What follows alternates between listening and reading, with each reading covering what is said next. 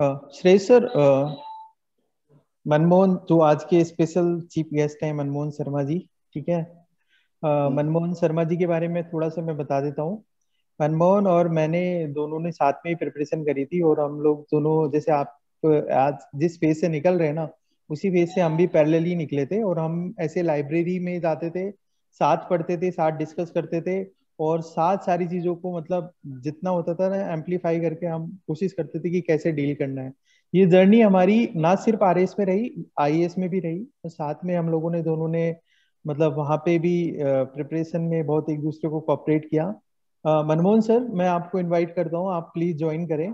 और बच्चों को इकोनॉमी के बारे में, आपकी इकोनॉमी के इंसाइट्स, आपकी इकोनॉमी से रिलेटेड जो आपने मार्केट में आपकी बुक्स निकाली हुई हैं जिससे बच्चों को बहुत फायदा मिला सभी एग्जाम्स के, उसके बारे में। और कैसे मतलब रैंक इम्प्रूवाइजेशन में या फिर कंटेंट को इम्प्रूव करने में किस तरीके से बच्चों को हेल्प मिल सकती है, इसके बारे में आप अपनी नॉलेज शेयर करें, मनमोहन सर।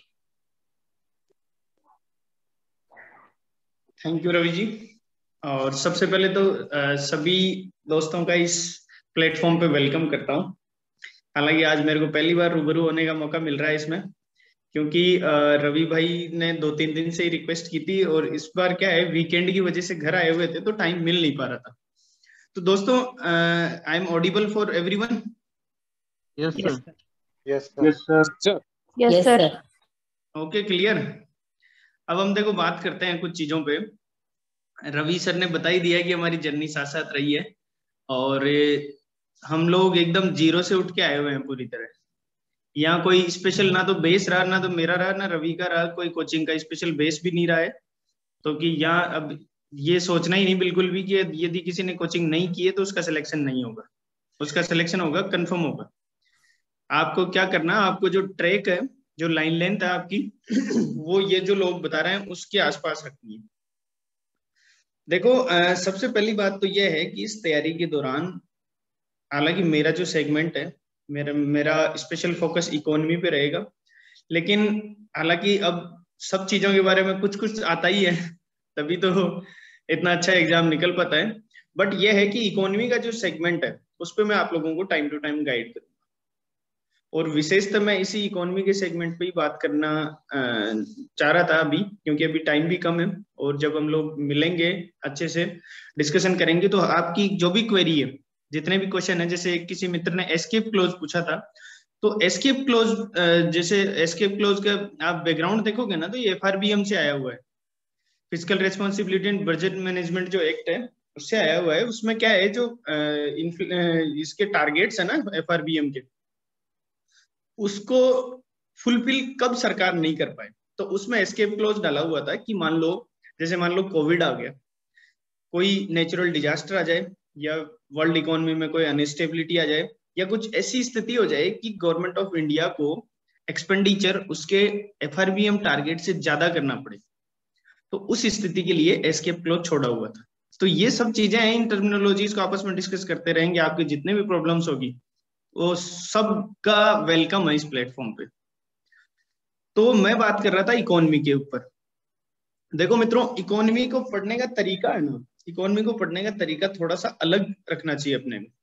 हालांकि जब आप लोग मेरी लिखी हुई किताब पढ़ोगे, इनफैक्ट मैं रवि सर का भी बहुत थैंक्स अदा करता हूँ, क्योंकि ये जो बुक लिख रहे थे ना, लाइब्रेरी में बैठ के लिखी हुई थी ये किताब, और इनफैक्ट हर चैप्टर को लेके अपडेटेड है रवि सर, क्योंकि इनके द्वारा भी बुक रीडिंग की गई, इनके द्वारा भी गाइडेंस किया गया उस बुक में। तो उस बुक की बात करूं मैं, मतलब कंटेंट की बात करूं, बुक को छोड़ दीजिए थोड़ी देर, मैं पहले पढ़ने का तरीका बता रहा हूँ आपको, इकोनॉमी पढ़नी कैसे यार। देखिए, इकोनॉमी में प्री में मुश्किल से 8 से 10 कॉन्सेप्ट के आसपास पूरा सिलेबस है आपका, जिसमें आपका नेशनल इनकम हो सकता है, जिसमें आपका बजट हो सकता है, ठीक है, जिसमें आपका इन्फ्लेशन हो सकता है, जिसमें आपका टैक्सेशन सिस्टम हो सकता है, आपका जो एक्सटर्नल सेक्टर है वो हो सकता है, प्लस शेयर मार्केट वाला हो सकता है। तो ये 6-7 टॉपिक है, कॉन्सेप्चुअल टॉपिक है बहुत। तो इसमें क्या करना है अपने को, सबसे पहले तो इनके जो छोटे छोटे कॉन्सेप्ट है ना, ये टॉपिक क्या है, आपके छोटे छोटे कॉन्सेप्ट से बड़े टॉपिक बने हुए हैं। इनमें चीजें आपस में बहुत लिंक करती हैं। जैसे आपकी इन्फ्लेशन आपके शेयर मार्केट को भी प्रभावित करेगी, और आपकी जीडीपी को भी प्रभावित करेगी। आपका जो एक्सटर्नल सेक्टर है, जहाँ पे इंपोर्ट और एक्सपोर्ट दोनों है, उन सब चीजों को आपस में, ये जो भी बता रहा हूं ना मैं आपको, इस सिलेबस ये आपस में गुथा हुआ है पूरा। तो इस सिलेबस को आपको पढ़ना है पूरा कॉन्सेप्चुअल फॉर्म में। आपको सारी टर्मिनोलॉजी, सारे कॉन्सेप्ट जो है इसके, वो समझ में आने चाहिए, क्योंकि जब वो समझ में आ गए ना, तो अब आपके पास सेकेंडरी किस चीज की आवश्यकता पड़ेगी? सेकेंडरी आपके पास जरूरत पड़ेगी डेटा की। और वो डेटा आप कैसे तैयार करोगे? आप डे टू डे तैयार करोगे उसको। आपकी ये टीम आपको तैयार करवाएगी, आपका न्यूज़पेपर आपको तैयार करवाएगा, या फिर आप जो भी पीरियडिकल्स या मैगजीन्स पढ़ रहे हैं उनसे आप उस डेटा को तैयार करोगे। तो कॉन्सेप्ट आपके समझ में आ जाए जब, और उसका रिलेवेंट डेटा, तो आप मेंस में भी आंसर लिखने में सक्षम हो सकते हो।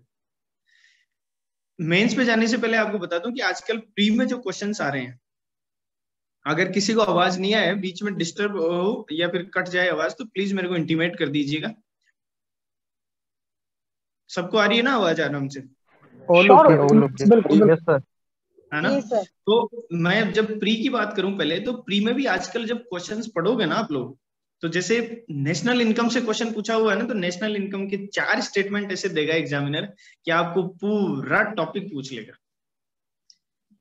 उसमें आपको जीएनपी से रिगार्डिंग एक स्टेटमेंट दे देगा कि ये सही है या गलत है, आपको जीडीपी से रिलेटेड स्टेटमेंट दे देगा, आपको एनएनपी से रिलेटेड स्टेटमेंट दे देगा। और वो क्वेश्चन आप तभी सही कर पाओगे जब आपका पूरा कॉन्सेप्ट क्लियर होगा।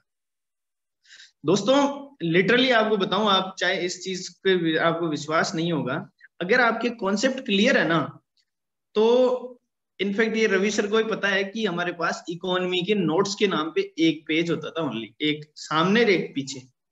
क्यों? क्योंकि आपके कॉन्सेप्ट क्लियर है, आपको किस चीज की आवश्यकता है, आपको डेटा की आवश्यकता है ओनली।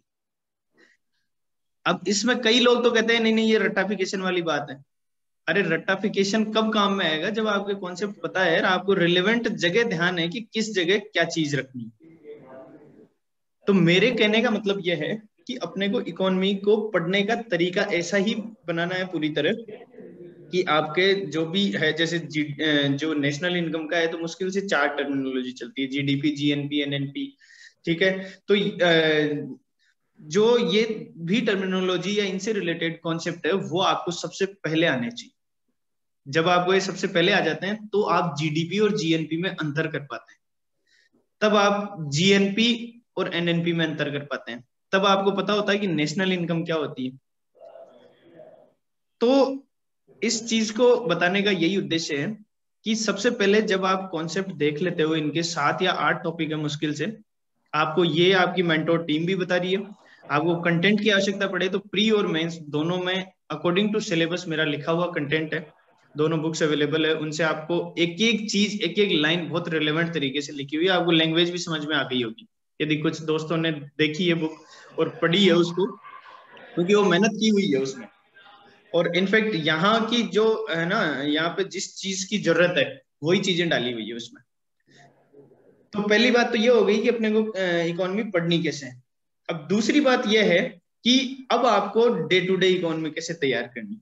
डे टू डे का मतलब है कि आपने मान लीजिए कोई सी टॉपिक का कॉन्सेप्ट पढ़ा, ठीक है, आपने खुद के नोट्स बना लिए उसमें।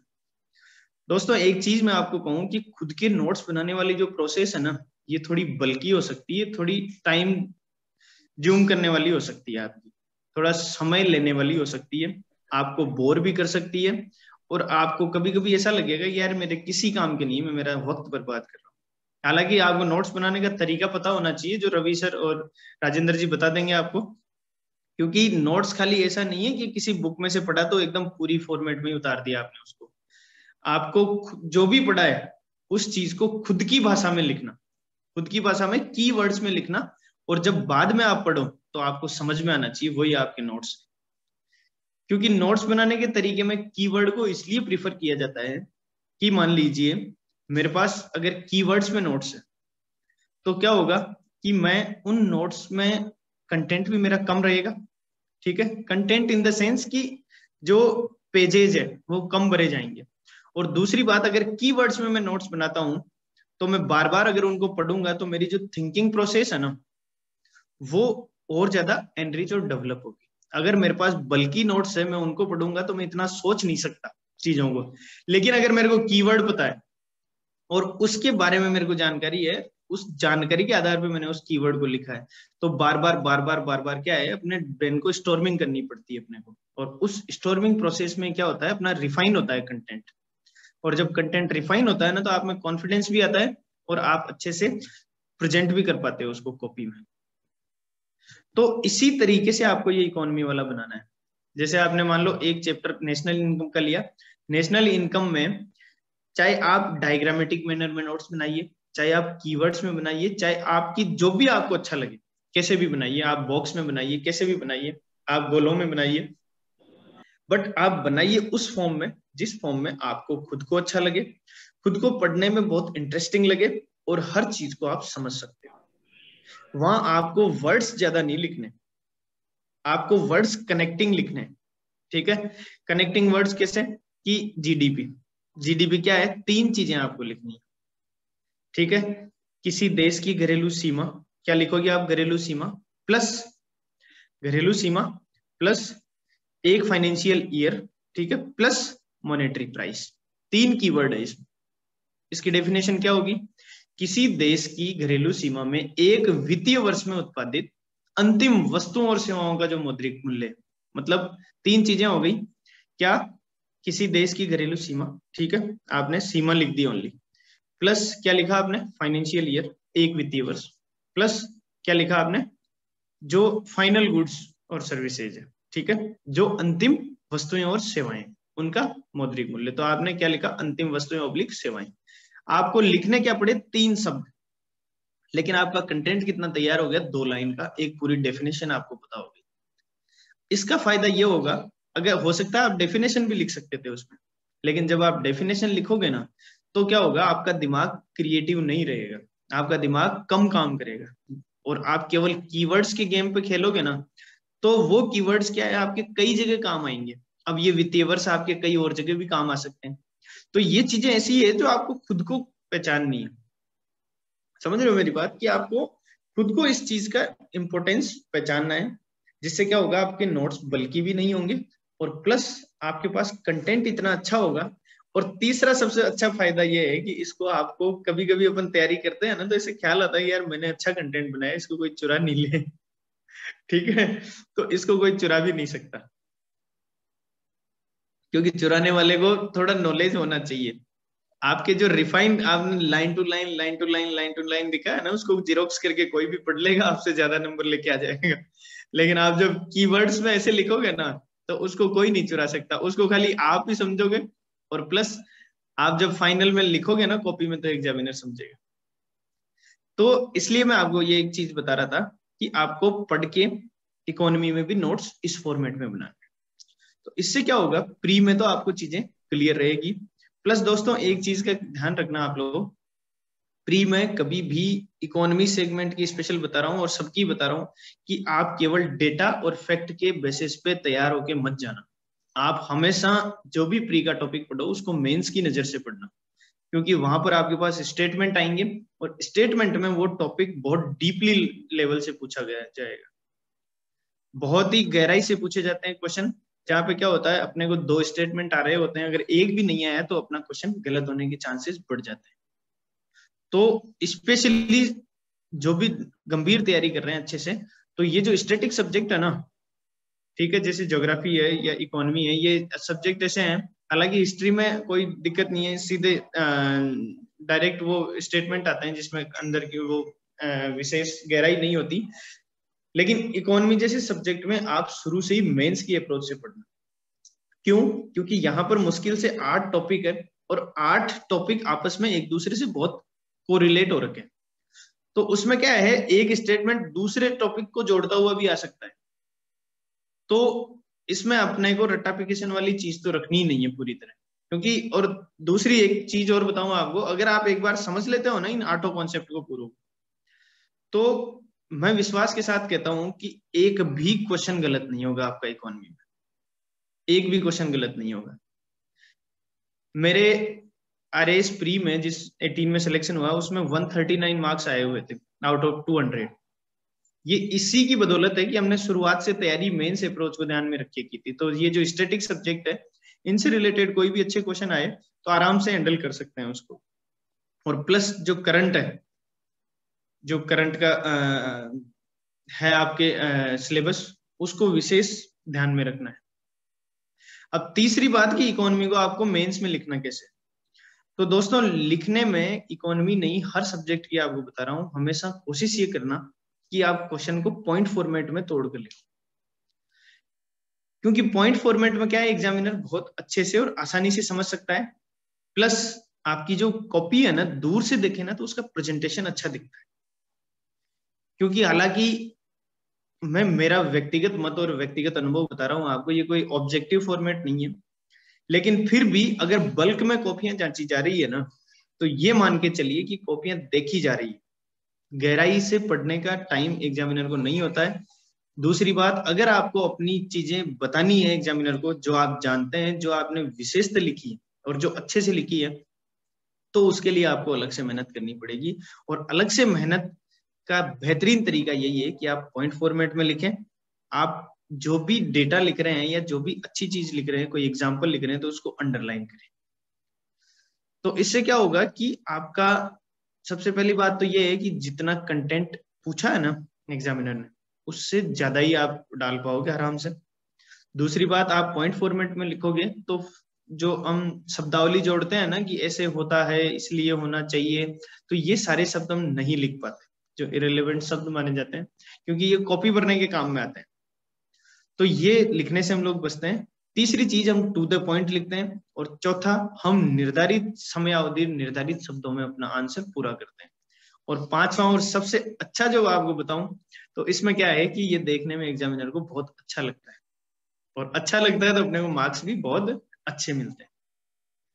तो इसलिए मित्रों, पढ़ना कैसे है, दूसरी चीज सोचना कैसे है, नोट्स कैसे बनाने हैं, और लिखना कैसे है, इन सब चीजों पे मैंने आपसे अभी डिस्कशन किया 10 मिनट 15 मिनट में। तो और बाकी हम लोग जब कंटिन्यू मिलते रहेंगे इसमें, तो आपकी सबकी एक एक आदमी की जो भी कैंडिडेट की क्वेरीज है, उन सबको हम लोग सॉल्व कर लेंगे। अभी आपकी कोई इंस्टेंट क्वेरी हो।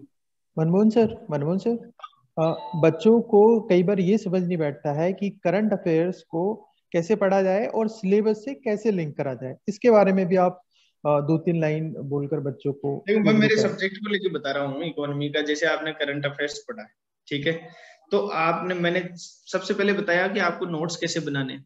तो जब मान लो आपने नोट्स बना लिए 4-4 पेज में, 3-3 पेज में, हर टॉपिक की नोट्स बना ली, तो उसमें आपने जब न्यूज़पेपर पढ़ा या कोई मैगजीन पढ़ी, तो करंट अफेयर्स की कोई चीज आ रही, वहां पे मान लो फर्स्ट टॉपिक मैंने आपको बताया कि जीडीपी से ही रिलेटेड आ रहा है, तो आप जीडीपी के डेटा, मतलब जब आप नोट्स बनाओ तो साइड में थोड़ा स्पेस रखिए, ठीक है, जब आप वैल्यू एडिशन कर सको उनके लिए।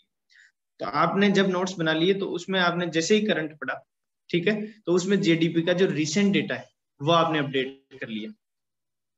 वो जब आपने अपडेट कर लिया, तो उसके बाद क्या होगा, आपके ये जो नोट्स है ना, ये आपके हर बार क्रूड मटेरियल से रिफाइंड मटेरियल की ओर चलते रहेंगे।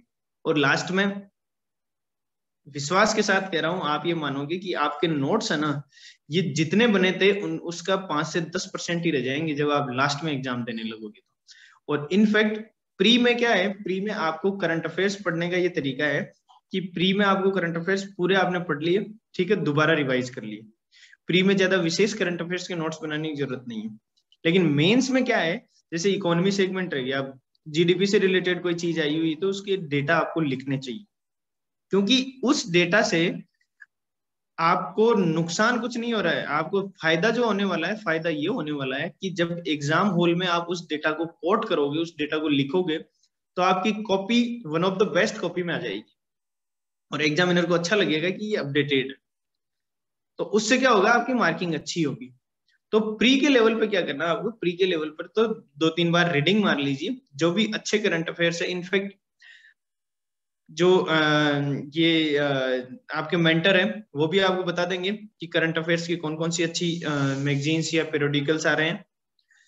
तो इससे क्या होगा कि आप बार बार अपडेट रहते हैं। और मेंस के लेवल पे मैंने आपको बता ही दिया कि जो भी टॉपिक है, रिलेवेंट टॉपिक है, मान लीजिए मैंने इकोनॉमी का बताया, मान लो आपका आईआर का करंट अफेयर्स, आपने किसी ने इंडिया और यूएस के जो रिलेशनशिप है उस पर आपने कोई आर्टिकल पढ़ा है, तो उस आर्टिकल को पढ़ने में आपको अलग अलग टाइप के जो एग्जांपल्स है वहां पे कल्चरल बॉन्डिंग क्या हो रखी है, अपना इकोनॉमिक या जो ट्रेड है उसका कितना वॉल्यूम है, ठीक है, अपना जो टेक्निकल सपोर्ट है या डिफेंस में है, टेक्नोलॉजी है, साइंस टेक में, और जो भी है क्षेत्र, ठीक है, इनफैक्ट स्पेस टेक्नोलॉजी, जहां पर भी जो भी एग्रीमेंट हो रखे हैं वो आपको करंट से जोड़कर, या मान लीजिए जैसे डिफेंस में, अब जैसे चिनूक नया वो था हेलीकॉप्टर था, तो डिफेंस में आप फिर चिनूक का एग्जांपल दीजिए, डिफेंस के आपके जहां पे भी नोट्स आपके आईआर के वहां पे रक्षा क्षेत्र में चिनूक लिखिए, ठीक है। तो ये इस आई मीन की करंट अफेयर्स को इस तरह से देखने की जरूरत है अपने को, जिसमें क्या है, अपने को अपना जो सिलेबस है उससे रिलेवेंट जो चीजें हैं वो अपने पास कंटेंट के रूप में, अपने पास मटेरियल के रूप में होनी चाहिए, जिससे हम हमारे जो कंटेंट है उसको अपडेट कर सकें और अपडेट करके उसको प्रेजेंट कर सकें।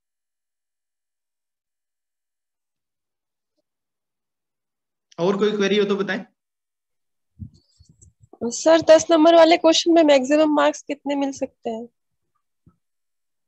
मैक्सिमम तो देखिए वो एग्जामिनर पे डिपेंड करता है, बट 70 to 80% तो मान ही सकते हैं हम लोग। Good evening sir, jasmine here. Sir इस वीक हमारा इकोनॉमिक सर्वे स्टार्ट हो रहा है, तो सर उसके लिए थोड़ा गाइड कर दो कैसे उसको रीड करना है प्रीलिम्स और मेंस पॉइंट ऑफ व्यू से।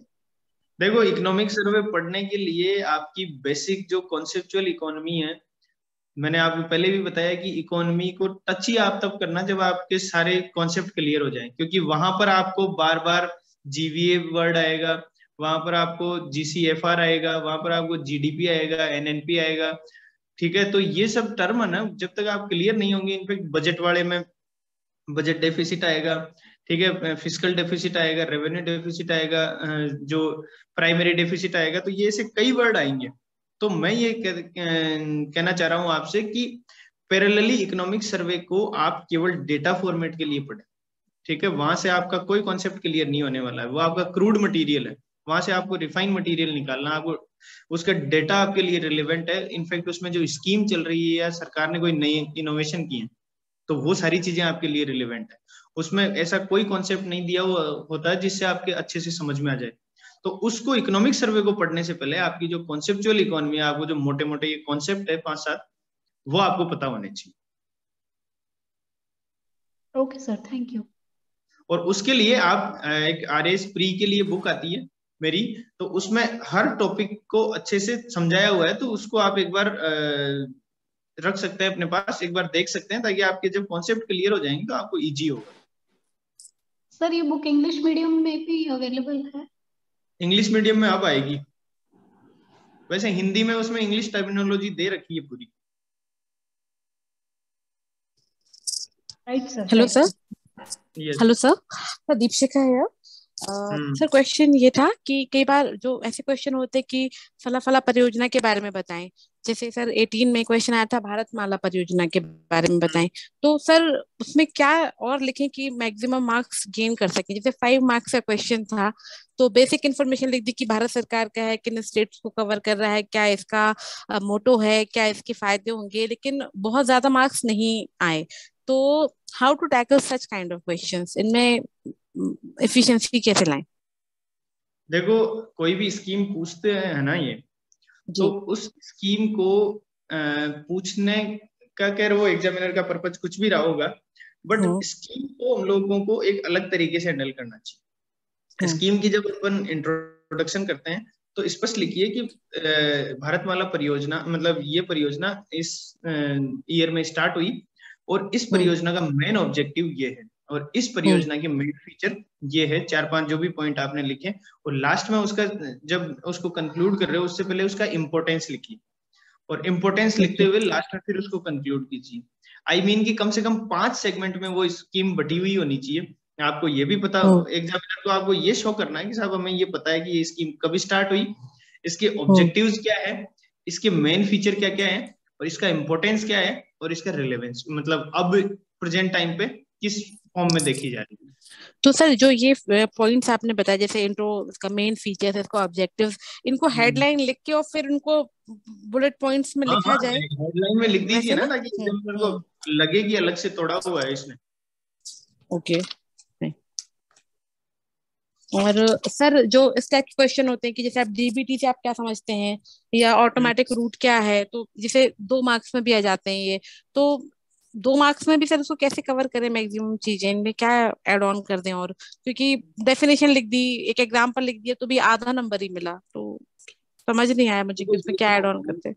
वो तो सब्जेक्टिविटी होती है कि नंबर किसको कितने मिलते हैं, बट मैं आपको Okay. ये बताऊं, एक साइड आपको डेफिनेशन लिख सकते हैं, प्लस थोड़ा सा कॉलम छोड़ के आप उसमें एरो या कैसा भी एक ट्रायंगल फॉर्म में या कैसा भी आप थोड़ा सा डायग्राम पिक्चर कुछ भी आप कोशिश हमेशा ये कीजिए कि आपका आंसर कंटेंट के साथ साथ प्रेजेंटेशन के लेवल पे भी बहुत अच्छा होना चाहिए, क्योंकि दोनों बराबर वेरी करेंगे।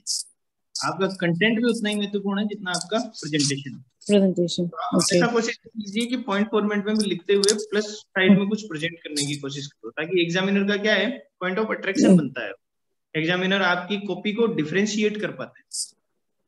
ओके सर, जब जैसे प्रेजेंटेशन वाले फॉर्म की आप बात कर रहे हैं, तो सर जैसे डायग्रामेटिकली भी रिप्रेजेंट किए कई जगह पे, जैसे ईस्टर्न राजस्थान कैनाल प्रोजेक्ट आया था, तो सर डायग्राम बना दिया कि कहाँ कहाँ से कैनाल है और वो दे दिया, पर सर वो लाइक 5-4 ऐसे नंबर ही आए उसमें, मतलब मुझे लगा और आ सकते थे, तो और क्या डालूं? नहीं, आपने क्या क्या कंटेंट लिखा उसमें?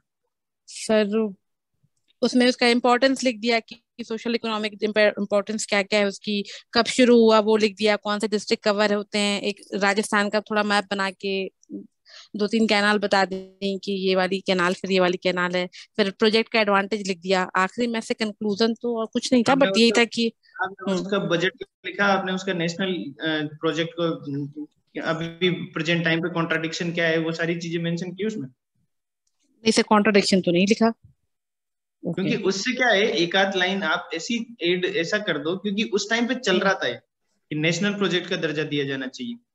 ओके। तो टाइम पे चल रहा था। हालांकि मैं इस चीज पे इतना जाऊंगा नहीं, क्योंकि मार्किंग सब्जेक्टिव होती है। हो सकता है आप 3 कॉपियां उठा के देखें बराबरी, तो आपसे कम कंटेंट अच्छे मार्क्स मिले हुए हो, तो हाँ, उस चीज कुछ क्वेश्चन में कम लिख के भी मार्क्स आया, मतलब कम लिखने पे भी मार्क्स आ गए हैं। उस चीज पे कभी जाना भी नहीं चाहिए आपको, देखिए, क्योंकि वो सब्जेक्टिव मार्किंग होती है। हो सकता है कल ही इस बार आप दो तो आपकी कॉपी में अच्छी मार्किंग हो जाए, लेकिन हमेशा अपने को ये ध्यान रखना चाहिए कि अपने को अपना बेस्ट देना है, कंटेंट के लेवल पे भी बेस्ट देना है, प्रेजेंटेशन के लेवल पे भी बेस्ट देना है।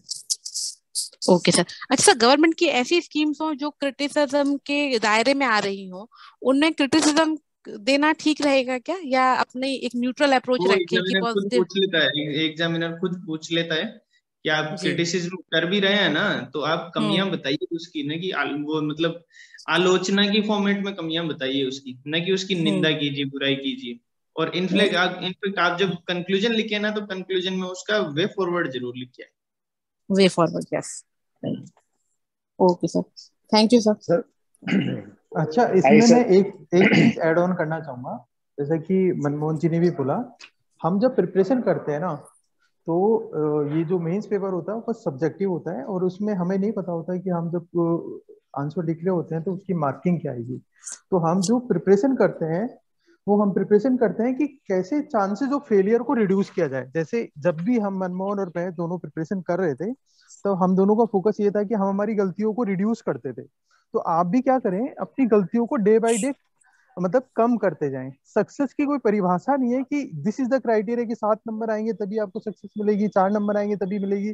नहीं, आप अपनी डे बाय डे इम्प्रूव करो प्रिपरेशन को, और जो चांसेस है, जो सब्जेक्टिविटी है एग्जामिनर के लेवल पे, उससे अपन मतलब बच जाएं। तो यही है, मतलब लास्ट तक हमें अपनी गलतियों को कम करना है, और लास्ट में जो बची वो अपना मतलब चांस है कि कितना अपना लक सपोर्ट करता है कि अपनी इतनी अच्छी रैंक आती है, जो चीजें मतलब गलतियों को रिड्यूस करना है। ये जितना भी डिस्कशन हो रहा है वो इस बेसिस पर हो रहा है कि कैसे हम लोग अपनी गलतियों से बता सके, आपको सिखा सके कि अपनी गलतियों, आपको ये गलतियां नहीं करनी है, अपने एक्सपीरियंस शेयर करके किस तरीके से और गलतियां कम करी जा सकती हैं। तो आप सब लोग भी इस चीज पे ध्यान रखें कि आपको डे बाय डे जो आप डेली आंसर शीट करते हैं, जब सेक्शनल टेस्ट देते हैं, तो आपको यदि कोई सजेशन मिलता है तो आप उसको क्या करो कि नेक्स्ट टाइम वो गलती नहीं करो। बस यही प्रिपरेशन है। Next. Hello sir, this is Monish. Sir, जो 2 मार्क्स के क्वेश्चंस होते हैं, नॉर्मली यूपीएससी में तो बड़े ही क्वेश्चन आते हैं, तो 2 मार्क्स के जो क्वेश्चन इसमें आते हैं सर, उनमें मतलब स्पेस भी बहुत कम होता है और कंटेंट जो है वो भी लिमिटेड ही लिख सकते हैं। तो कुछ क्वेश्चंस तो ऐसे हैं जिनमें एक लाइन लिखने से ही 2 नंबर मिल गया, बाकी कुछ क्वेश्चंस ऐसे हैं जिनमें आप बहुत लिख देते हो तो भी आधा नंबर मिला है या 1 नंबर मिला है। फॉर एन एग्जाम्पल, जैसे 2018 में क्वेश्चन था व्हाट इज फिस्कल कंसोलिडेशन, उसमें जो भी बेसिक चीज है वो लिख दी, उसके बावजूद भी नंबर नहीं मिल पाया। Sir, is any approach to tackle specific approach for 2 markers, जिससे, क्योंकि ये बहुत डिफरेंस क्रिएट कर देता है, तो ऐसा कुछ है सर जिस अप्रोच से, क्योंकि वहाँ स्पेस भी बहुत कम है, उसके प्रेजेंटेशन में भी ज्यादा एड ऑन करने की पॉसिबिलिटी होती नहीं। देखो सर, जहां तक 2 मार्किंग का सवाल है, तो मेरी जो अप्रोच रही है वो बताता हूँ आपको। आपको मार्क्स कितने मिले, कैसे मिले, उस चीज पे नहीं जा रहा बिल्कुल भी। मेरी हमेशा ये अप्रोच रहती थी कि अगर 2 मार्क्स वाला क्वेश्चन है तो उसको 3 लाइन होती है वहां पे 2 मार्क्स वाले में, तो आपको 3 पॉइंट लिखने होते हैं बस। आपको 3 पॉइंट में, हो सकता है आपके अगर डेफिनेशन वाला क्वेश्चन है तो आप 2 लाइन में डेफिनेशन बता दो, तीसरा पॉइंट उससे कोई रिलेवेंट जो भी आपके पास अच्छी इंफॉर्मेशन है वो डाल दीजिए। तो हमेशा मेरी कोशिश यही रही है कि 3 पॉइंट में आप उसको तोड़ के लिखें। और इनफैक्ट अगर कहीं कुछ और वैल्यू एडिशन वाली जो मैं बात कर रहा था, तो उसमें 3 पॉइंट के आगे की साइड एक बॉक्स बना के कुछ आप उसमें ड्रॉ कर सकते। तो ये अप्रोच रहती है। बाकी मार्किंग सब्जेक्टिव है, कैसा क्वेश्चन पूछा जा रहा है या एग्जामिनर जो चेक कर रहे हैं उनका आपसे क्या अपेक्षाएं हैं, वो सारी चीजें सब्जेक्टिव। तो उस चीज पे नहीं जाना अपने को। मैं ये बता रहा हूँ आपको कि इसको 2 नंबर वाले को भी आपको पॉइंट फॉर्मेट में लिखने की कोशिश करनी चाहिए।